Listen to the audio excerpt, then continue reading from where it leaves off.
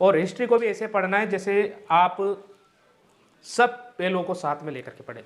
आपने पढ़ ले प्रमुख गवर्नर जनरल कौन कौन हुए, कौन कौन से किसान आंदोलन हुए, या राष्ट्रपतियों का क्रम क्या था। इस प्रकार के प्रश्न यदि आप याद कर रहे हो तो इनको याद करते समय आपको जोड़ना है, एक दूसरे से प्रश्नों को जोड़ना है, क्योंकि हिस्ट्री में क्रमबद्धता होती है। आपने देखा होगा हिस्ट्री जब हम पढ़ते हैं क्रमिक क्रम में पढ़ते हैं, उसी प्रकार से जब हम पहला जो टॉपिक पढ़ रहे हैं उसका हो सकता है प्रश्न चौथे टॉपिक से भी, यानी एक दूसरे से कनेक्ट होते हैं।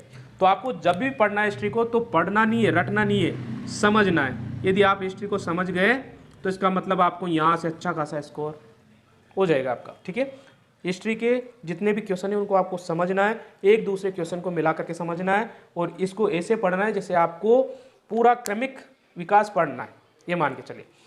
तो कहीं से भी प्रश्न आए आप उसको समझा सकते हो कि किस प्रकार से प्रश्न था, किस प्रकार से आपका आंसर होने वाला है। ठीक है, तो सबसे पहला टॉपिक आपको हिस्ट्री पढ़ना है, क्योंकि हिस्ट्री को लोग सबसे लास्ट में पढ़ते हैं। ठीक है, और सबसे ज़्यादा नेगेटिव मार्किंग होती है आपकी यहीं से होती है। हिस्ट्री को पहले समझना है, उसके बाद आपको पढ़ना है साइकोलॉजी।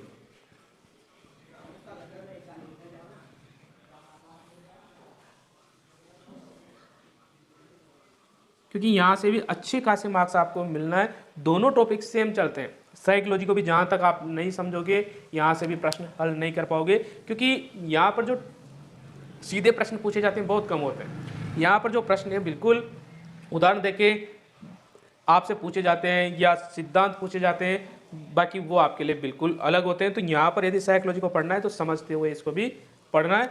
तीसरा जो टॉपिक है वो है आपका एजुकेशनल मैनेजमेंट, यानी ये तीनों टॉपिक आपको कवर करवा देंगे आपके 40% मार्क्स। ठीक है, इसके बाद जो टॉपिक्स पढ़ते हो आप वो सीधा सा आता है ज्योग्राफी।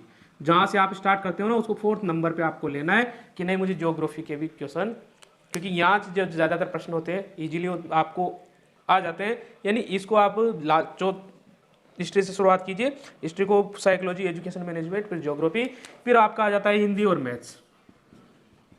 ठीक है, हिंदी और मैथ्स। अब मैथ्स में यदि आपको नहीं आती, ज़्यादा नहीं उलझना, पुराने पेपर लीजिए, कौन कौन से टॉपिक्स पूछे जाए उनकी आपको काफ़ी बुक्स मिल जाएगी जहाँ पर इनकी ट्रिक्स के साथ आपको समझाया गया है। आप वहाँ से इनको समझिए, और जो जो प्रश्न पूछे गए अभी तक उसी बेस पर प्रश्न यहाँ पर पूछे जाते हैं। तो मैथ्स की कोई सी भी बुक ले लीजिए, उसके जो ट्रिक वाली बुक है